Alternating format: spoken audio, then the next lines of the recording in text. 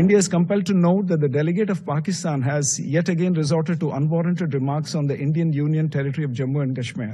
Such repeated references neither validate their illegal claims nor justify their state-sponsored cross-border terrorism. Jammu and Kashmir was, is, and will always be an integral part of India. We would advise Pakistan not to try to divert the attention of this forum to drive their parochial and divisive agenda. Kashmir আমাদের, পাকিস্তানের উচিত কাশ্মীরের ভূখণ্ডকে খালি করে দেওয়া।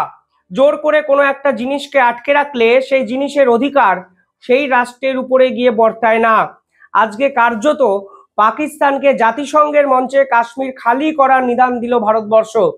এই কাশ্মীরকে কেন্দ্র করে এমন জায়গায় এই ভারত এবং পাকিস্তানের বাকবিতণ্ডা আজকে গিয়ে পৌঁছালো, যা গোটা বিশ্বের কাছেও রীতিমতো চমকে দেওয়ার এক উপাদান কিন্তু উপস্থাপিত করলো।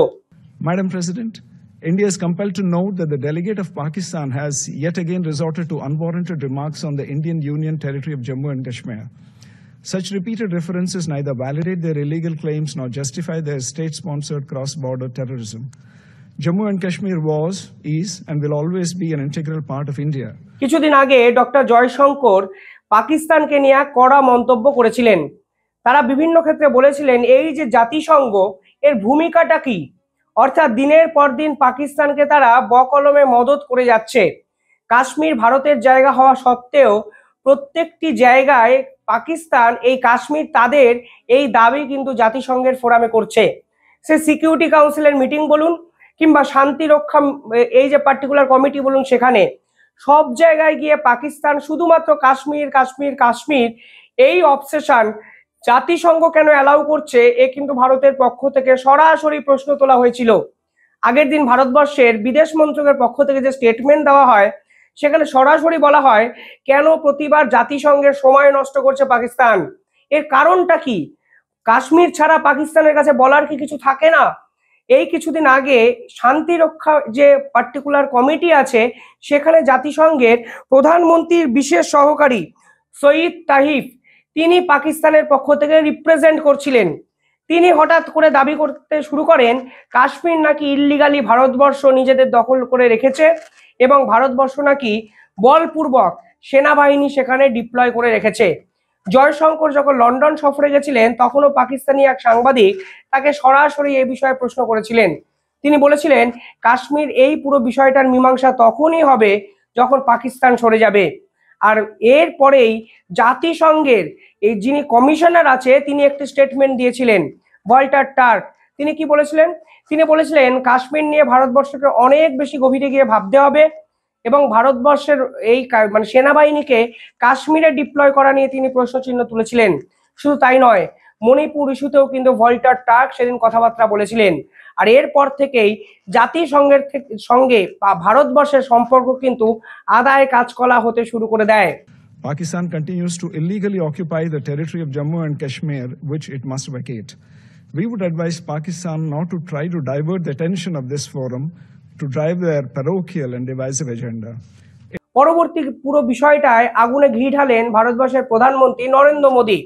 তিনি বলেন এই যে আন্তর্জাতিক সংগঠনগুলো আছে তারা তাদের কাজ করতে পারছে না। এই পাকিস্তান হলো সন্ত্রাসবাদের এপিসেন্টার। লাদেনকে পাওয়া গেছিল পাকিস্তান থেকে, কিন্তু সেই পাকিস্তানের বিরুদ্ধে জাতিসংঘ কোনো রকম ব্যবস্থা না নিয়েও পাকিস্তানকে দিনের পর দিন মদত করে যাচ্ছে এই ধরনের আন্তর্জাতিক সংগঠন। আর এর পরেও জাতিসংঘ পাকিস্তানকে দুদিন আগে অ্যালাউ করলো কাশ্মীর নিয়ে বক্তৃতা দেওয়ার জন্য। অর্থাৎ পাকিস্তানের কাছে এখন একটাই ইস্যু কাশ্মীর। এই কাশ্মীরের অবসেশন তারা আন্তর্জাতিক ইস্যু করার চেষ্টা করেছেন বিভিন্ন ক্ষেত্রে। অর্থাৎ আপনি স্ট্র্যাটেজিটা বোঝার চেষ্টা করুন। নিজেদের দেশে বালুচিস্তান লিবারেশন আর্মির সমস্যা, নিজেদের দেশে তালিবান ইস্যুতে জর্জরিত, পাকিস্তান সেনাবাহিনীর 25,000 সদস্য একদিনে রিজাইন করে দিয়েছেন, পাকিস্তান সন্ত্রাসবাদের এপিসেন্টার হিসাবে পরিণত হয়েছে, তা একাধিক রিপোর্টে প্রকাশিত হয়েছে। অথচ তারা জাতিসংঘতে গিয়ে এই পুরনো চর্বিত চর্বণ কাশ্মীর আমাদের, ভারত কাশ্মীর জোর করে আটকে রেখে দিয়েছে। আর এবার পাল্টা যেভাবে ভারত জবাব দিল তা নিঃসন্দেহে এই ভারত পাকিস্তানের বাকযুদ্ধকে অন্য মাত্রায় নিয়ে নিল। কেন আমি বলছি? কারণ এই পুরো ইস্যুটায় জাতিসংঘ কিছুদিন আগে মুখ খুলেছিলেন, আর আজকে এই ধরনের স্টেটমেন্ট ভারতবর্ষ দেওয়ার পরে অন্তত ভারতবর্ষ বুঝিয়ে দিয়েছে তারা জাতিসংঘকেও আর পাত্তা দিচ্ছে না। কারণ নির্দিষ্ট একটি নিউট্রাল অর্গানাইজেশন যখন পাকিস্তানের মতো সন্ত্রাসবাদী দেশের হয়ে বকলমে কাজ করে, তা কোনোভাবেই ভারতবর্ষের পক্ষ থেকে মেনে নেওয়া হবে না। আসলে এরা পাকিস্তানকে কিন্তু ফেভার করছে না, এরা ভারতের এই যে উত্থান, ভারতের যে জিওপলিটিক্যাল প্রেজেন্স বা প্রভাব, সেটাকে কিন্তু ঈর্ষা করতে শুরু করে দিয়েছে। কিছুদিন আগে রাজনাথ সিং এর একটি বক্তব্য শুনলে আপনারা পুরো বিষয়টা বুঝতে পারবেন। তিনি কি বলেছিলেন? তিনি নেদারল্যান্ডের স্বরাষ্ট্রমন্ত্রীকে তিনি বলেছিলেন, আপনারা আমাদের সঙ্গে সম্পর্ক রক্ষা করতে ভারতবর্ষে এসছেন, তাহলে আপনারা পাকিস্তানে কেন অস্ত্র তুলে দিচ্ছেন? মানে ধরুন আপনারা আমাদের সঙ্গে বন্ধুত্ব রাখবেন, অথচ পাকিস্তানকে দিনের পর দিন অস্ত্র দিচ্ছেন কেন? কারণ সেই অস্ত্র যেন আমাদের বিপক্ষে ব্যবহার করা যায়। অর্থাৎ এই দ্বিচারিতা আসলে আপনাদের কাছে হয়তো ব্যবসায়ী সম্পর্কের মতো হতে পারে, কিন্তু আমাদের পিছনে ছুরি মারার সমান। যে কোনো একটা জায়গাকে আপনি বেছে নিন, নয় আপনি পাকিস্তানের হাতে অস্ত্র দিন, নয় আমাদের সঙ্গে সম্পর্ক বিল্ড আপ করুন। অর্থাৎ দিনের পর দিন পশ্চিমের দেশগুলো ভারতের বিপক্ষে কিন্তু ষড়যন্ত্র করে যাচ্ছে। আজকে জাতিসংঘের ভাষণে ভারতবর্ষ যেন সেই কথাটাই আন্তর্জাতিক স্তরে এস্টাবলিশ করতে চাইল। পরবর্তীকালে ডোনাল্ড ট্রাম্প এই পাকিস্তানকে J-17 যে ফাইটার জেট, তার রক্ষণাবেক্ষণ করার জন্য $400 মিলিয়ন সাহায্য করেছে। অথচ এই ডোনাল্ড ট্রাম্প কিন্তু দক্ষিণ এশিয়ার পলিটিক্সে কন্ট্রোল করার দায়িত্ব ভারতের হাতে দিয়ে দিয়েছে। ভারতের সঙ্গে তার সম্পর্ক অত্যন্ত ভালো, অথচ তিনি আবার পাকিস্তানকে অস্ত্র আমদানি করছেন, ফাইটার জেট বিক্রি করছেন। সেই অস্ত্র নিয়ে পাকিস্তান আবার ভারতকে হুমকি দিচ্ছে এবং চমকাচ্ছে। এই পাকিস্তানকে আসলে বিশ্বের বহু দেশ কিন্তু লেজে গোবরে খেলিয়ে যাচ্ছে, তা তারা নিজেরাও বুঝতে পারছেন না। যখনই আফগানিস্তানের বিরুদ্ধে কিছু করার প্রয়োজন হয়, তখনই এরা পাকিস্তানকে উস্কে একটুখানি ফুলিয়ে ফাঁপিয়ে চাগার দিয়ে দেন। এর ফলে পাকিস্তান আফগানিস্তানের বিপক্ষে কিছু কথাবার্তা বলে দেন, ফলে আফগানিস্তান প্রেসারে থাকে। যখন তারা ভারতের এই প্রভাবটাকে মেনে নিতে পারেন না, তখন তারা আবার পাকিস্তানে ফান্ডিং করতে শুরু করেন। এই পাকিস্তানকে আবার জাতিসংঘে ভারতকে প্রেসার ক্রিয়েট করার চেষ্টা করে। ভারতকে চাপে রাখার এই খেলা পাকিস্তানকে দিয়ে সহজেই খেলানো যায়। আর এই দাবার বোর্ডের, এই জিওপলিটিক্যাল দাবার বোর্ডে পাকিস্তান হলো একটা বোড়ে। এই বোড়েকে যে যখন পারছে খেলিয়ে দিয়ে চলে যাচ্ছে।